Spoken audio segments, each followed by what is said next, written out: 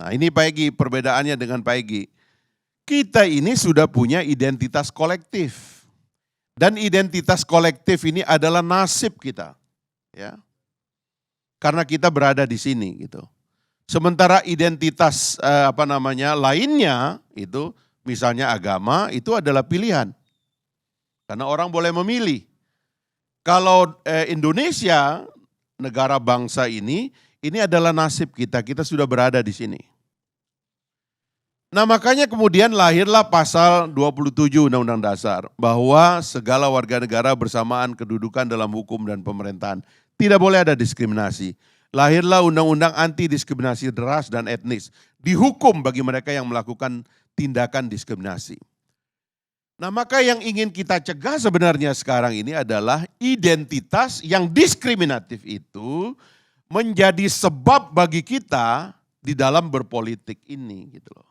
Misalnya kita mengatakan jangan pilih dia karena agamanya tidak sama dengan kita. Ini tidak boleh. Jangan pilih dia karena sukunya tidak sama dengan kita. Itu tidak boleh. Gitu. Karena kita sudah masuk ke dalam keluarga besar negara bangsa. Sebenarnya kalau eksperimen lokalnya itu udah luar biasa. Karena di tingkat lokal itu ada masyarakat yang mayoritas muslim dipimpin oleh yang non muslim. Masyarakat mayoritas Kristen dipimpin oleh yang muslim. Dan seterusnya lah, apalagi kalau jajaran-jajaran non-elected official itu sudah banyak itu. Ini sudah luar biasa ini. Yang belum memang tinggal tingkat presiden. Tapi saya mengatakan tidak ada halangan sebenarnya di tingkat presiden tidak ada diskriminasi. Undang-undang dasarnya tidak ada diskriminasi, undang-undangnya juga tidak ada diskriminasi. Makanya saya akan mengkritik, ini saya mohon maaf nih Bang Karni agak saya persingkat. Makanya saya mengkritik, kenapa kita tidak memfasilitasi perdebatan ide? Padahal sebenarnya konstitusi itu mengatur agar perdebatan ide ini yang diperpanjang. Kenapa ada muncul pasal 6A dalam Undang-Undang Dasar bahwa seorang calon presiden misalnya tidak bisa menang kalau dia tidak mayoritas di popular vote dan mayoritas di electoral vote berbasis provinsi, dengan perolehan 20% pada provinsi yang dia menang. Kenapa itu muncul? Karena konstitusi mendorong lebih banyak kandidat.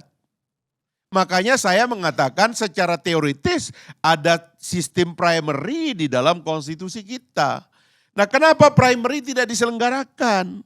Kenapa dari tanggal sekarang ini setelah 17 partai politik sudah ada sampai tanggal 7 dan sampai 3 September 2023 tidak ada aturan yang jelas tentang misalnya bagaimana mengatur perdebatan calon presiden. Sehingga nanti perdebatan calon presiden yang sudah dikocok-kocok di belakang layar oleh segelintir orang, hanya 2 orang atau 3 orang, berlangsung hanya 70 hari. Sehingga enggak sempatlah dieksplor ide-ide yang disebut Bang Egy tadi itu. Supaya kita nuntaskan. Sebab memang ada yang tidak tuntas. Yang tidak tuntas ini kan begini. Di sebelah kiri orang mencemaskan sebelah kanan. Di sebelah kanan orang mencemaskan sebelah kiri. Di sebelah kiri orang mencemaskan Darul Islam, munculnya negara Islam. Di sebelah kanan orang mencemaskan negara komunis. Sepanjang jalan kita dari tahun 45 sampai sekarang ini itulah yang kita perangi.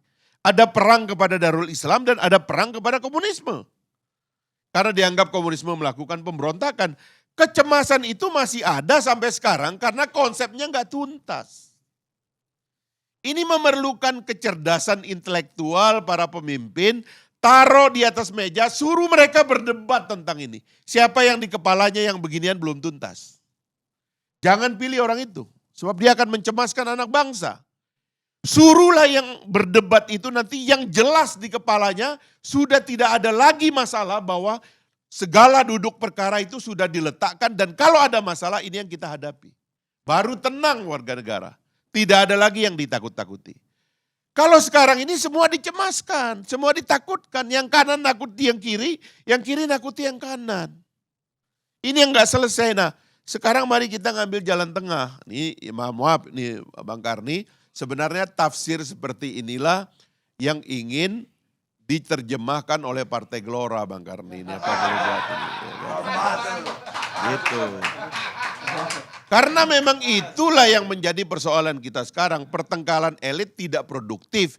kecemasan Bung Arya Bima, kecemasan Bung Effendi Khairi dan sebagainya tadi Bung Egy, itu semuanya karena kita nggak letakkan ini di atas meja dan kita nggak berdebat soal ini. Baik, pilihlah. Itulah yang saya usulkan sebagai partai baru. Bang Karni, ada yang nyinggung soal saya.